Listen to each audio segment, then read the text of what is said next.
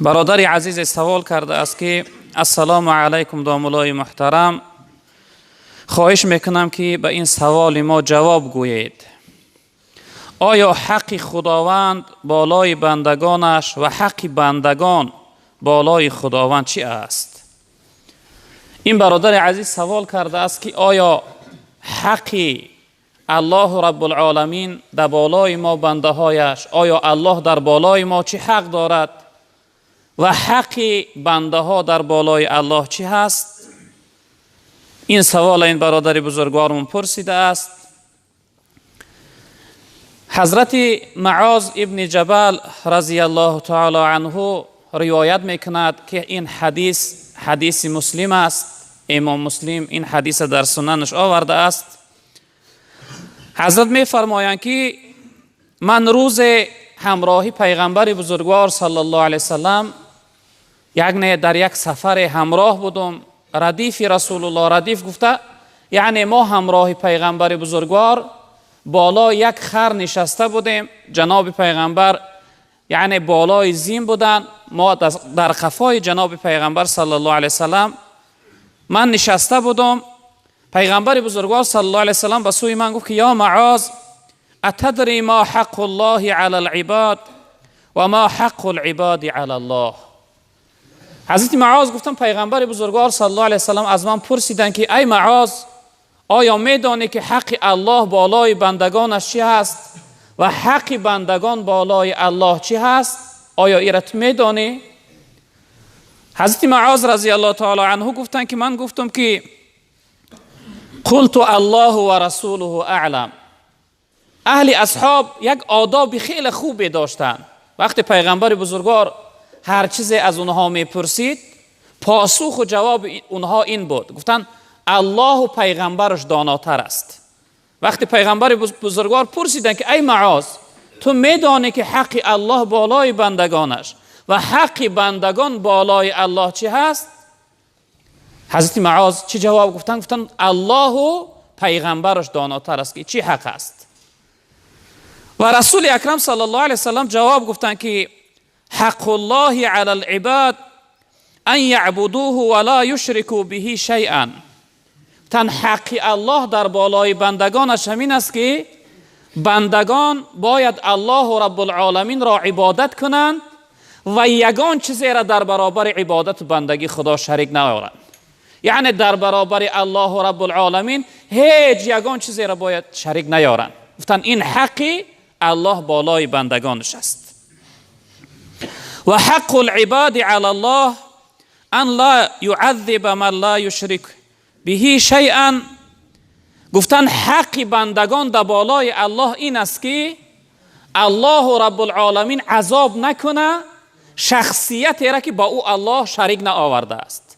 یعنی شخصی که با الله رب العالمین شریک نآورد، مشرک نشد، کافر نشد، مؤمن و مسلمان بنده الله، بندگی الله به جا آورد و در بندگی الله زندگی کرد، حضرت گفتن حق بنده بالای الله این است که این بندش الله رب العالمین عذاب نکنه، یعنی که گناهاش ببخشه و عذاب نکنه این بنده را.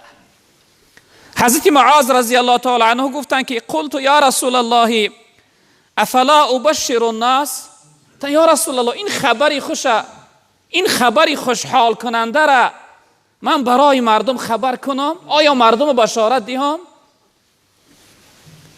رسول اکرم صلی الله علیه وسلم قال لا، گفتن لا تبشرهم فیتکلوا. گفتن این خبر به مردم نرسان، زیرا اینکه مردم به این توکل میکنن، یعنی به این تکیه میکنن، دیگه عبادت نمیکنن.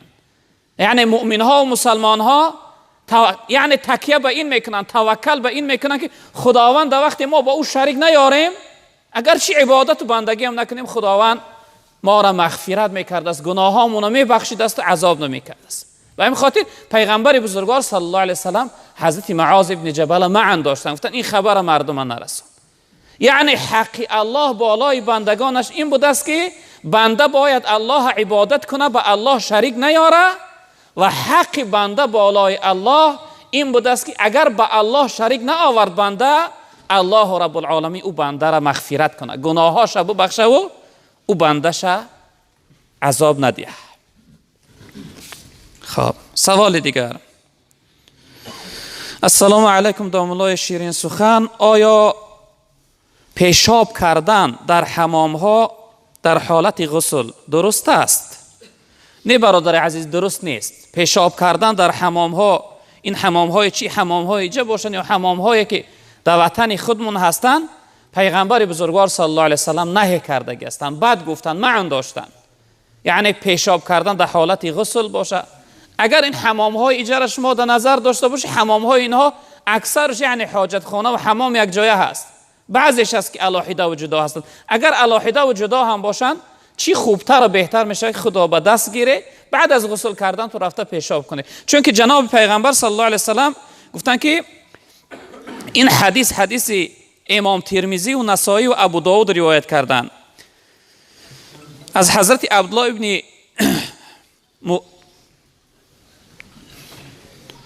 عبدالله ابن عمر بوده، روایت کردن که پیغمبر بزرگوار صلی الله علیه وسلم نهی کردن، یعنی بعد گفتن معن داشتن از پیشاب کردن در حمام ها، در حالت غسل کردن پیشاب کردن در حمام معن داشتن. حتی در روایت دیگه جناب پیغمبر صلی الله علیه وسلم گفتن که لا یبولن احدکم فی مستحمه فإن عامة الوسواس منه. گفتن در حمام ها پیشاب نکنه. جناب پیغمبر گفتن در حمام ها پیشاب نکنه که بسیاری کسل های وسواس، کسل هایی که مردم ما کسل وسوسه میشوند، جناب پیغمبر گفتن که از همین پیشاب کردن در حمام ها پیدا میشود. یعنی اکثر مردم ها میان از ما از کسل های وسواس شکایت میکنن که این هم یک دردی خیلی تبابت ناشونده است. بعض انسان به زن طلاق میگیره، فکر میکنه که زنش طلاق کرده است. بعض انسان به طهارت کردن میگیره، بعض انسان به بد دیدن همسرش یا یک نفر میگیره. جناب پیغمبر نهی کردن، گفتن از پیشاب کردن در همین یعنی حمام ها خودداری کنه که بسیاری کسل های وسواس از همین پیشاب کردن حمام ها پیدا می شود. خب برادر دیگر پرسید. السلام علیکم دامولای محترم، در نماز تهجد اذان و قامت گفته می شود؟ نه برادر عزیز، اذان و قامت فقط و فقط برای نمازهای فرض و نماز جمعه هست. نماز 5 وقته چی وقتی باشه چی قضایی باشه، اذان و قامت براش سنت است. اما بغیر نمازهای فرض، نماز تهجد میخوانی، نماز وتر واجب میخوانی اگر علاحده بخوانی، یا اینکه نماز شکر وضو میخوانی، تحیه مسجد میخوانی، نماز ضحی اشراق، هر نماز نافله که بخوانی، برای اینها اذان و قامت نیست. اذان و قامت فقط برای نمازهای فرض است و برای نماز جمعه، چی در وقتی بخوانی چی قضایی بخوانی شد. خب داملای محترم، نماز تهجد را چند رکعتی و چند رکعت خوانیم؟ نماز تهجد نماز شب است، چند رکعتی خواندن شد. جناب پیغمبر صلی الله علیه وسلم نمازهای شب گفتن که صلات اللیل مثنا مثنا، تا نماز شب بهترش 2 رکعت خواندن است. چند رکعتی که میخوانی. اما ای برادر پرسیده است که نماز تهجد چند خوانیم؟ اکثر روایت ها ده جناب پیغمبر صلی الله علیه وسلم 8 رکعت میخوندن، یعنی 2 رکعتی نیت میکردن، 4 بار 8 رکعت میخوندن. هستن روایت هایی که جناب پیغمبر تا 12 رکعت هم خواندن. اصل نماز شب کمی در کمش، یعنی کمترینش 2 رکعت است، زیادترینش او همت هر انسان خودش است. چند زیاد خواندی یعنی از 8 رکعت زیاد خواندی، دیگرهاش قیام لیل گفتن نیت میکنی، یعنی نماز شب گفتن نیت میکنی. این نماز از پیغمبر بزرگوار صلی الله علیه و سلم ثابت. چند یعنی همت داری، چند غیرت داری، البته را ذخیره و فایده قیامت میشه، معنی نیست. چند رکعت زیاد خونی ان شاء الله که فایده خود است. و وقتی نماز تهجد بهترش همین است که انسان 3 آخری شب خونه، یعنی پیش از صبح خیزه.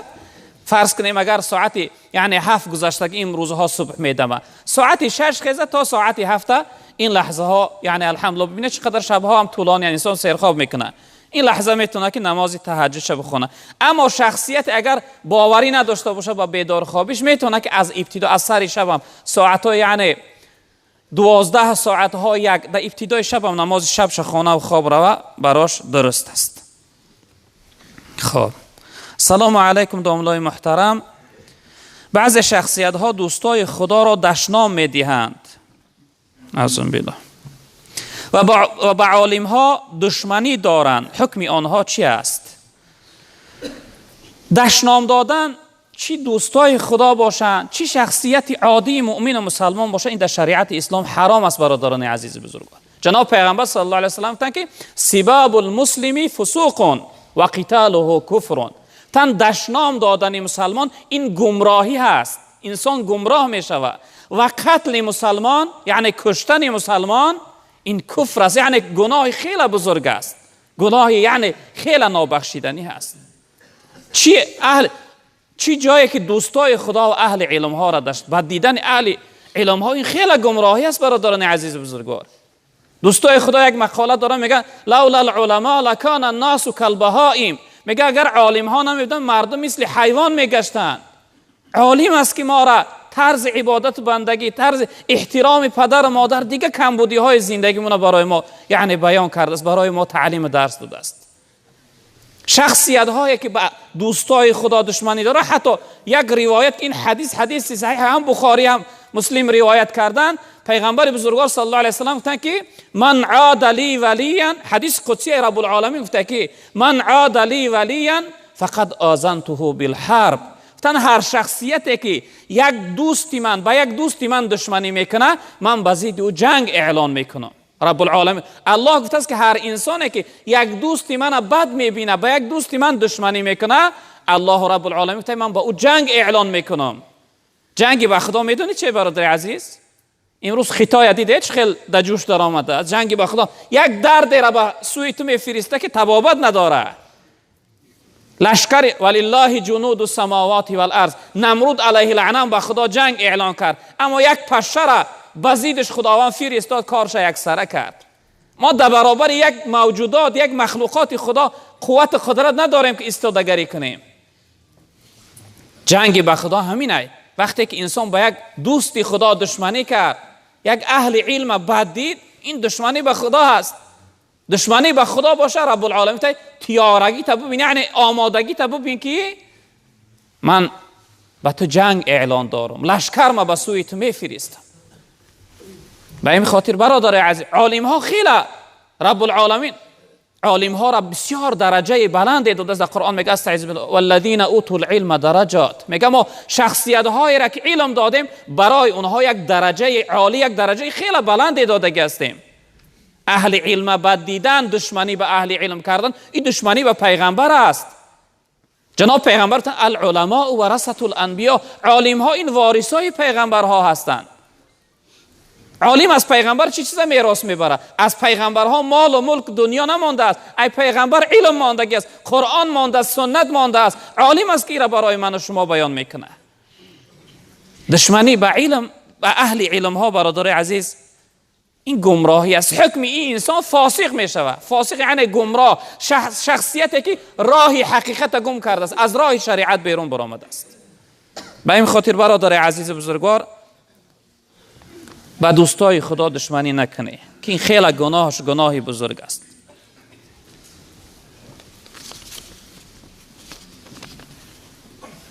السلام علیکم داملای محترم. معنای نام شمس الله چیست؟ شمس الله، شمس ما خودمون آفتاب میگیم، مردم عرب آفتاب شمس میگن. شمس الله البته این نام در شریعت ماندنش درست است، معنی نیست. شمس الله یعنی آفتاب الله میشه. در اصل انسان که چنین نامها داره حرکت کنه که آفتاب الله شود، یعنی در جامعه در خلق خدا روشنی ببخشه. معنای کلمه نام شمس الله یعنی آفتاب الله، نور بخش، نوران، یعنی نور بخشنده در جامعه خلق خدا، شخصیتی که جامعه را نورانی میگردونه. شمس الله یعنی آفتاب الله. خب سلام علیکم داملای محترم. نام دختری من نوربانو است. آیا چنین نام گذاشتن در اسلام درست است؟ بله برادر عزیز، این نام بانوش فارسی میشه، زنها را بانو میگن، یعنی نور، نوری زنها. در اصل امروز ما احتیاج به چنین زنهای نوربانو داریم که نورانی باشن تا اینکه به جامعه ما را نسل نور بخشنده بیارن. در اصل فرزند، نسل آینده وابسته پاکی و ناپاکیش به مادرها هست. اگر مادر چند پاکیزه باشه، مادر چند اگر صالحه و خوب باشه، زنها زمین کشتزار هستند، حاصل خوب میبخشه. اگر یعنی زنهای ما، دخترهای ما، خواهرهای ما در اصل نوربانو باشند، انشاءالله آینده نسل جامعه فرزندای صالح، فرزندای عالم، فرزندای خدمتگار در جامعه به دنیا میارن این زنها. البته چنین نام ماندن در شریعت برادران عزیز بزرگوار درست است. نوربانو نام کردن در شریعت درست است برادران عزیز بزرگوار. السلام علیکم دوملای عزیز. سبحان الله و بحمده سبحان الله العظیم را در یک روز چند بار بگوییم؟ اکنون از غیرت و همت خودت وابستگی داره برادر عزیز. این سبحان الله و بحمده سبحان الله العظیم از همه دوست داشته ترین یعنی چی هستند؟ سخنهای هستند. حتی پیغمبر بزرگوار صلی الله علیه و سلم در یک روایت گفتن که کلمتان حبیبتان الی الرحمن، گفتن دو کلمه است که الله دوست می‌داره این کلمه ها را. خفیفتان علی اللسان، گفتن شد در زبان آسانش، ثقیلتان فی المیزان، وزن شد در ترازوی قیامت بسیار وزنین است. این کلمه ها چی هستند؟ سبحان الله و بحمده سبحان الله العظیم. اینا چند در یک روز زیاد گفتی ان شاء الله که هم ثواب کلان داره و هم فایده زیاد داره. چند غیرت و همت خودت برادر عزیز چند میتونی زیاد بگو. یک صحابه پیغمبر بزرگوار صلی الله علیه و سلم پرسیدن، گفتن یا رسول الله، گفتن این امرهای شریعت برای من خیلی زیاد هستند، برای من دشوار و مشکل است همش حفظ کردن و عمل کردن. برای من گفتن یک امر، یک عمل را برای من بفرم تا اینکه او را من بجا بیارم. پیغمبر بزرگوار صلی الله علیه و سلم گفتن لا یزال لسانک رطبا عن ذکر الله، گفتن همیشه زبان تا به ذکر یاد خدا تر نگه بدار، یعنی یگان لحظه از زبان و ذکر یاد خدا را دور نکن. چند برادر عزیز میتونی ذکر خدا را در زبان زیاد گفتن داشته باش، ان شاء الله رب العالمین این برای تو فایده است. السلام علیکم دوملای شیرین سخن. خب درباره محبت خدا و پیغمبر یک چیزی میگفتید. درباره محبت خدا و پیغمبر الحمدلله ما روزهای گذشته صحبت هم داشتیم. محبت خدا و پیغمبر برای من و شما از همه بالاترین درجه، از همه یعنی درجه یکم داره. هر انسان باید در دلش اول محبت الله، بعد از اون محبت رسول اکرم صلی الله علیه و سلم باشه. محبت خدا و پیغمبر هر انسان، در یک روایت جناب پیغمبر گفتن هر انسانی که در دلش محبت خدا و پیغمبر جا شود، در او شخصیت حلاوت ایمان پیدا میشه، یعنی از عبادتش از بندگیش حلاوت احساس میکنه. این نشانه ایمانداری شخصیت. هر انسانی که محبت خدا و پیغمبر یعنی در دلش داشته باشه ان شاء الله که او شخصیت خیلی درجه عالی در نزد خداوند داره. از حضرت انس رضی الله تعالی عنه روایت است، حضرت میفرمایند که شخصیت از رسول اکرم صلی الله علیه و سلم پرسیدن که گفتن یا رسول الله متى الساعه، گفتن آیا یا رسول الله، گفتن قیامت کی میرسه، قیامت کی می آید، کی یعنی سر میشه و قیامت. پیغمبر بزرگوار صلی الله علیه و سلم برای او شخصیت گفتن که و ماذا اعددت لها، گفتن آیا تو برای قیامت چی آمادگی دیده، چی تیارگی دیده به قیامت که از قیامت میپرسی که قیامت کی سر میشود. شخصیت گفتن که گفتن لا شیء الا انی احب الله و رسوله، گفتن من یگان چیز به قیامت یعنی آمادگی تیارگی ندیدم، یگان توشه ندارم به آخرت مگر این که من خدا و پیغمبر را دوست میدارم، همین قدر چیز دارم برای قیامت. پیغمبر بزرگوار صلی الله علیه و سلم گفتن که انت مع من احببت، گفتن تو همراه شخصیتی هستی که دوستش می‌داشتی. یعنی هر انسانی که امروز خدا و پیغمبر را دوست داشت ان شاء الله در آخرت شخصیت ناامید نمی‌شود، در آخرت این شخصیت همراه پیغمبر بزرگوار صلی الله علیه و سلم است. حضرت انس رضی الله تعالی عنه گفتن که یگان سخن، یگان چیزی برای ما خوشحال کننده از این سخن نبود، از این سخنی که پیغمبر بزرگوار صلی الله علیه و سلم گفتن که در آخرت همراه شخصیتی هستی که دوستش می‌داشتی. حضرت گفتن من خدا و یعنی پیغمبر و حضرت ابوبکر و عمر و یعنی دیگه اصحاب پیغمبر را دوست می‌دارم، من از خداوند امید دارم که همراه اینها هستم در آخرت. البته محبت خدا و پیغمبر یکم درجه است. در همه حالت انسان باید از همه زیادتر خدا و پیغمبر را دوست بداره. خب السلام علیکم دوملای محترم.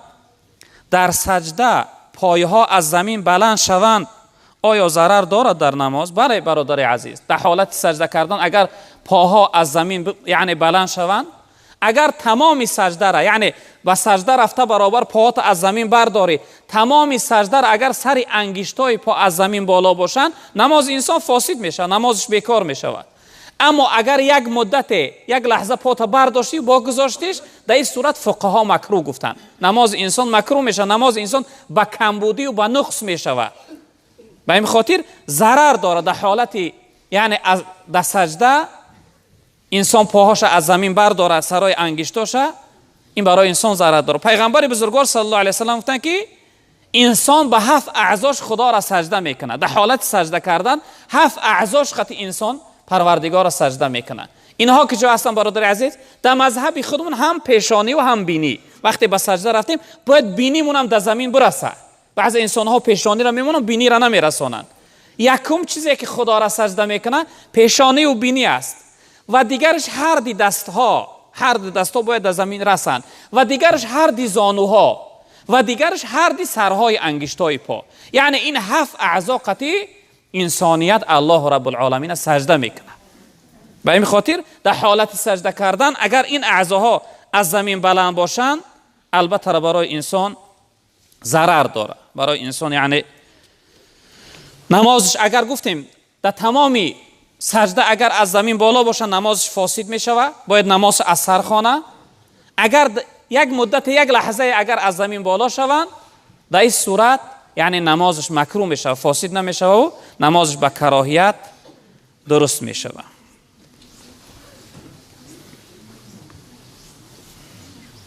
السلام علیکم داملای محترم، درباره مسلمان را کشتن یک چیزی می گفتید.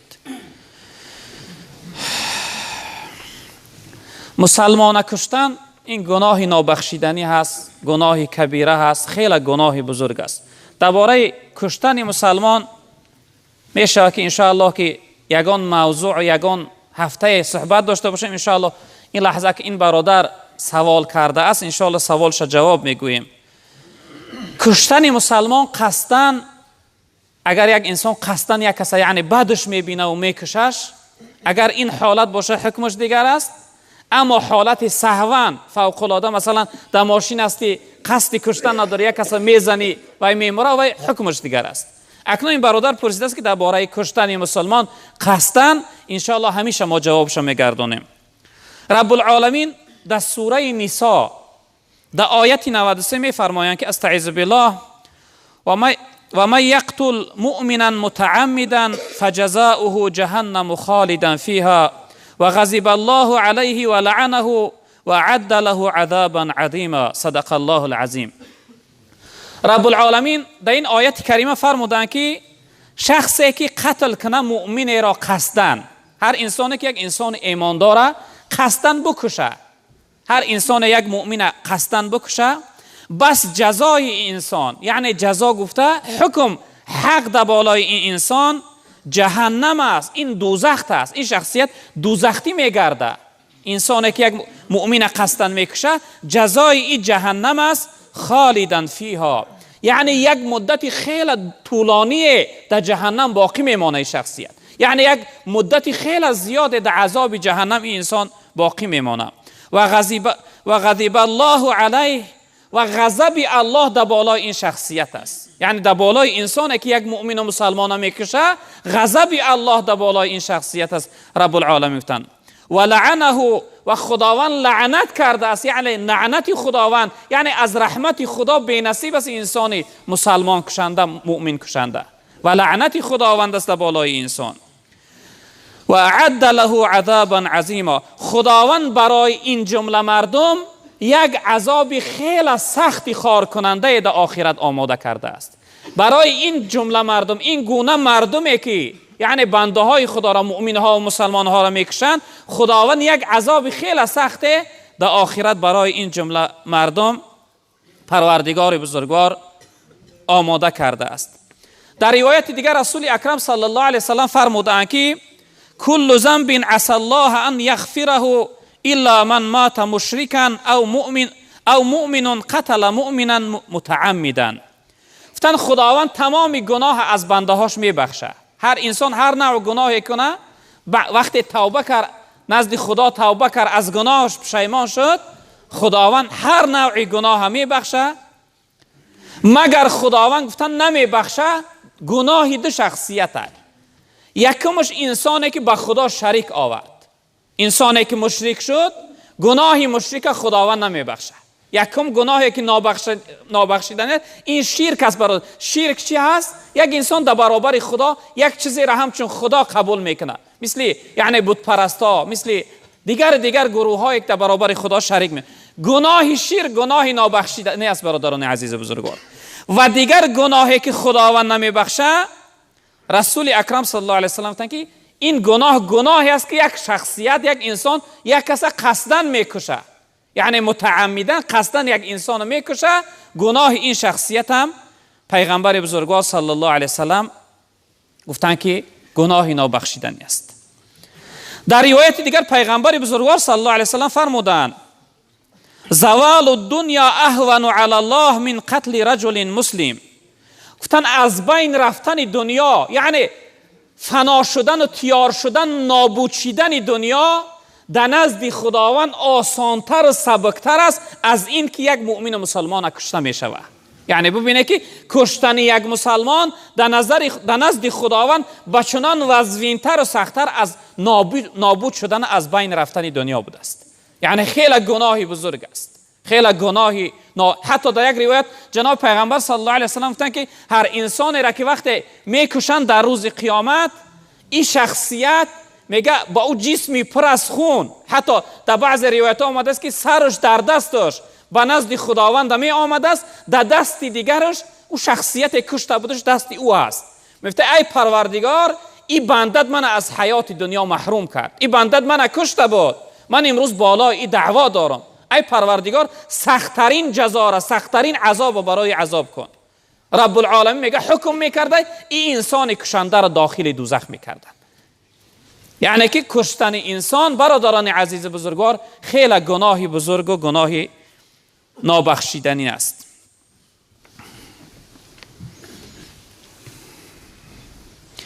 رسول اکرم صلی الله علیه وسلم در روایت دیگر فرمودند که من اعان علی قتل مؤمن ولو بشطر کلمة جاء یوم القیامة مکتوب بین عینیه آیس من رحمت الله.